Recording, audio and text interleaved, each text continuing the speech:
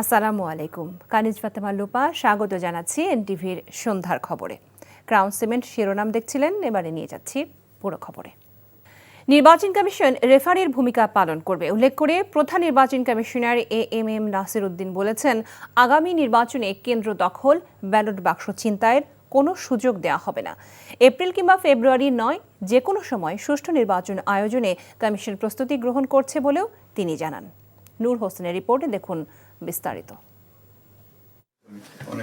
লন্ডনে প্রধান উপদেষ্টা ডক্টর মোহাম্মদ ইউনূসের সঙ্গে বিএনপির ভারপ্রাপ্ত চেয়ারম্যান তারেক রহমানের বৈঠকের পর নির্বাচন নিয়ে অনিশ্চয়তা কেটেছে। যৌথ বিবৃতিতে আগামী ফেব্রুয়ারি মাসে নির্বাচন আয়োজন করা হতে পারে বলে জানানো হয়। ঈদের ছুটি শেষে প্রথম কর্মদিবসে নির্বাচন কমিশনের কর্মকর্তাদের সঙ্গে মতবিনিময় শেষে সাংবাদিকদের প্রধান নির্বাচন কমিশনার বলেন, দিনক্ষণ চূড়ান্ত না হলেও সুষ্ঠু নির্বাচন আয়োজনে বদ্ধপরিকর নির্বাচন কমিশন। পথের থেকে ভোটারকে তাড়াইয়া দেবে যাতে না আসতে পারে ভোটার কেন্দ্রে, তারপরে ভোটার বাক্স লুট করে নিয়ে যাবে, জোর করে ভোটার বাক্স ভর্তি করে দিবে।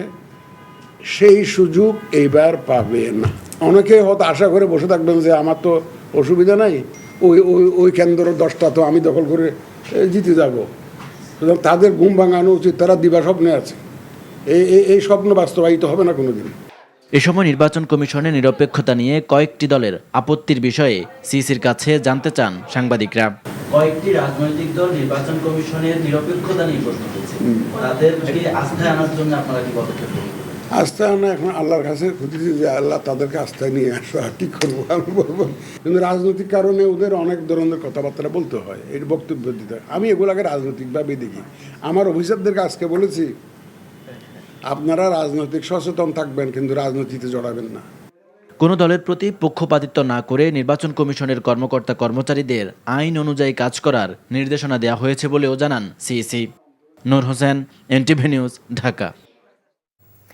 নির্বাচন কমিশন যখন নির্বাচনের তারিখ ঘোষণা করবে তখনকার জন্যই আইন শৃঙ্খলা রক্ষাকারী বাহিনী প্রস্তুত আছে বলে জানিয়েছেন স্বরাষ্ট্র উপদেষ্টা। আর সংলাপী যে কোনো সমস্যার সমাধান উল্লেখ করে লন্ডনের বৈঠক নিয়ে কোনো রাজনৈতিক দলের কিছু বলার থাকলে প্রধান উপদেষ্টার আলোচনার পরামর্শ দিয়েছেন পরিবেশ বিষয়ক উপদেষ্টা সৈয়দা রেজওয়ানা হাসান।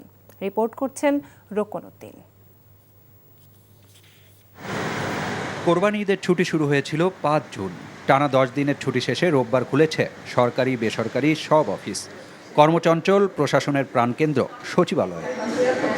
সকাল সকাল বেশিরভাগ বিভাগ আর দপ্তরের কর্মকর্তা কর্মচারীরা চলে এসেছিলেন প্রায় সব উপদেষ্টাই।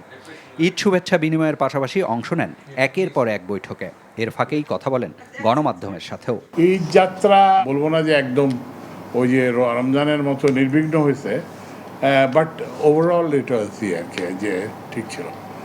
আইন শৃঙ্খলা সংক্রান্ত কোর কমিটির বৈঠকের পর স্বরাষ্ট্র উপদেষ্টা বলেন, নির্বাচনের জন্য প্রস্তুত আইন শৃঙ্খলা রক্ষাকারী বাহিনী। কথা বলেন ভারতের পুশির নিয়েও। হাই কমিশনার আছে ইন্ডিয়া, সেও আমাদের অফিসেও আসছিল, তার সাথেও আমাদের কথা হয়েছে। আমরা বলছি যদি আমাদের দেশের নাগরিক যদি ইন্ডিয়া থেকে থাকে তাহলে আমরা প্রপার চ্যানেলে পাঠাও, আমরা নিব। কিন্তু তাদের এই জঙ্গলের ভিতরে ফেলায় যাওয়া, নদীর উপরে ফেলায় দেওয়া, একটা লেকের উপরে ফেলায় যাওয়া, এটা কিন্তু কোনো সভ্য দেশের কিন্তু হওয়া উচিত না।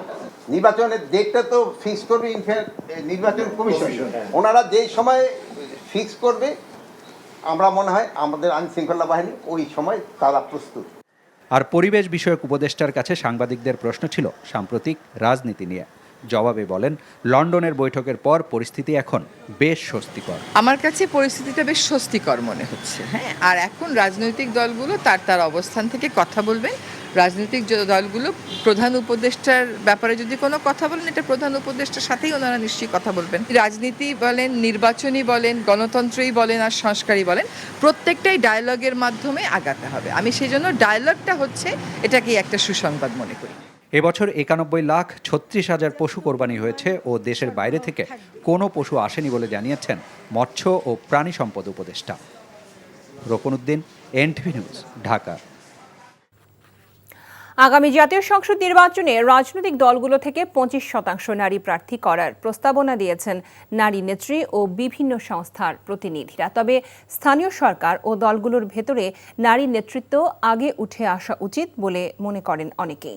রাজনৈতিক দল ও সুশীল সমাজের প্রতিনিধিদের নিয়ে আজ রাজধানীতে নাগরিক কোয়ালিশন আয়োজিত এক আলোচনা সভায় এসব বক্তব্য উঠে আসে।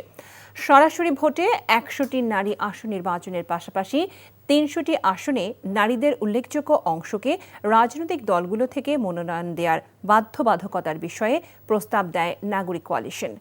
এ প্রস্তাবে অর্থনীতিবিদ ডক্টর দেবপ্রিয় ভট্টাচার্য বলেন, প্রত্যক্ষ ভোটের বিষয়ে দলগুলো থেকে ঐক্যমত্য আগে জরুরি। বিএনপির কেন্দ্রীয় সাংগঠনিক সম্পাদক শামা ওবায়েদ ও এবি পার্টির সাধারণ সম্পাদক ব্যারিস্টার ফুয়াদ বলেন, রাতারাতি নারী প্রতিনিধিত্ব বাড়ানো সম্ভব নয়। যেতেই দেয় না। তো এখন দুইজন হলে মানে এটা কার্যকর হবে কিনা আমার সন্দেহ আছে। আপনারা যদি 400 করেন তাহলে সংবিধান সংশোধন লাগবে এবং আপনি এটা আরপিওর মাধ্যমে করতে পারবেন না।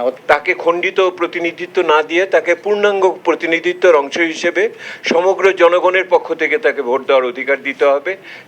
যেই আসনেই আপনি দেন না কেন, যেই আসন সংখ্যার ভিত্তিতে আপনি করেন না কেন, প্রত্যক্ষ ভোট এবং সর্বজনীন ভোট।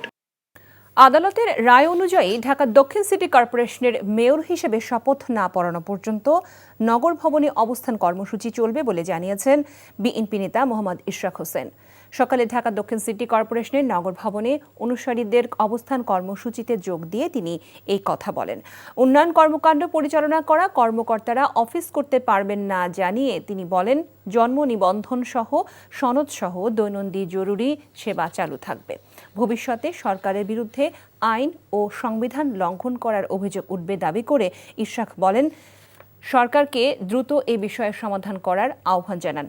এদিকে প্রধান ফটক তালাবদ্ধ করে নগর ভবন অবরুদ্ধ করে রাখার ফলে নাগরিক সেবা থেকে বঞ্চিত হয়ে বিপাকে পড়েন নগরবাসী।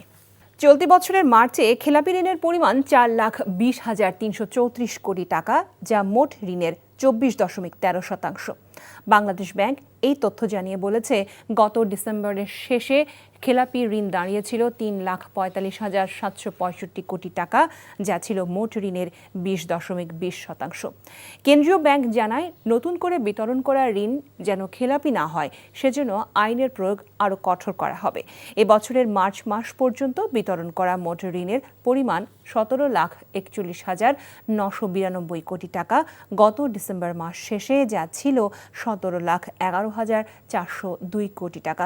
এসব ঋণ আদায়ে কঠোর অবস্থানের কথা জানান বাংলাদেশ ব্যাংকের গভর্নর।